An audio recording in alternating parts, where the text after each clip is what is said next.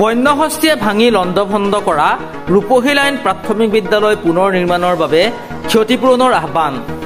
লখিমপুৰ জিলাৰ আনন্দ চাহ বাগিচাৰ ৰূপহী লাইন প্ৰাথমিক বিদ্যালয়খন বন্যহস্তীয়ে ভাঙি লণ্ডভণ্ড কৰাত বিপদত পৰিছে বিদ্যালয় কৰ্তৃপক্ষ।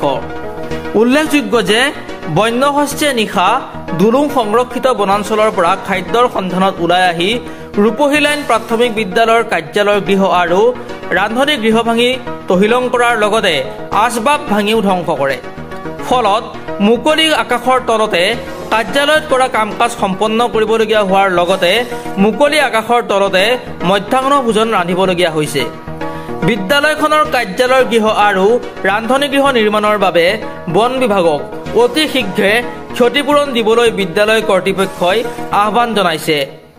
দীপ্ৰতিম বৰুৱাৰ প্ৰতিবেদন, আছামিজ টক্স নাও।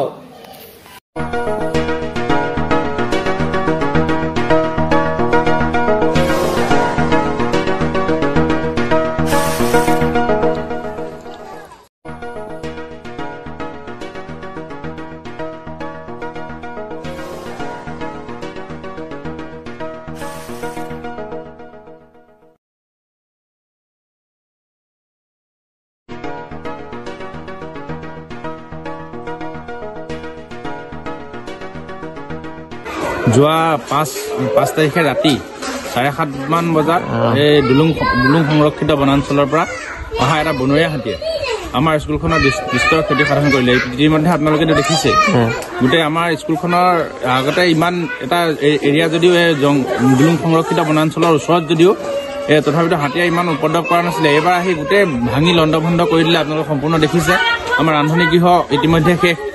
ইয়াৰ ভিতৰত থকা আচবাব আমাৰ গডৰেজকে আদি কৰি যিমানখিনি বস্তু ইয়াত আছিলে, আমাৰ যিখিনি আমাৰ অংগনবাদী কেন্দ্ৰটো মিনি অংগনবাদী কেন্দ্ৰ এটা আছে, ইয়াত মিনি অংগনবাদী কেন্দ্ৰটোৰ যিখিনি বস্তু ইয়াত ৰাখি থোৱা আছিলে সকলোখিনি বস্তুৱে ইয়াত শেষ কৰি গ'ল, ভাঙি চিঙি আদায়।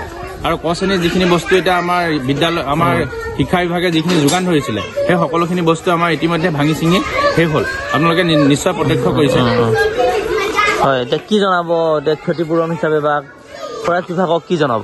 হয়, আমি বিভাগীয় কৰ্তৃপক্ষক মানে ফৰেষ্ট বিভাগক আমি এটা কথাই জনাবলৈ বিচাৰিছো যে ইতিমধ্যে তেওঁলোকে আহি বিষয়টো পৰিদৰ্শন কৰি গৈছেহি। পৰিদৰ্শন কৰি যোৱাৰ পিছত আমি যে অতি সোনকালে আমাৰ যিখিনি ক্ষয় ক্ষতি হ'ল সেই ক্ষয় ক্ষতিখিনি পূৰণ কৰি বিদ্যালয়খন যেন আগৰ অৱস্থালৈ ঘূৰি আহে বা আমি শ্ৰেণীকোঠাত যেতিয়া আগৰ অৱস্থাত আমি পাঠদান কৰিব পাৰোঁ, ৰান্ধনীসকলে আগৰ অৱস্থাত যেনেকৈ ভাত পানী ৰান্ধিব পাৰে সেই সকলোখিনি কৰিব পাৰে। তাৰ কাৰণে আমি আমাৰ বিদ্যালয়খনৰ এই ৰান্ধনী গৃহটো যাতে পুনৰ আগৰ দৰে হৈ পৰে তাৰ কাৰণে বিভাগীয় কৰ্তৃপক্ষক আমি যিখিনি ক্ষতিপূৰণ হ'ল সেই ক্ষতিপূৰণখিনি উচিত তদন্ত কৰি আমি আমাক ক্ষতিপূৰণখিনি দি আমাক কৃতাৰ্থ কৰিবৰ কাৰণে আমি অনুৰোধ জনাইছোঁ।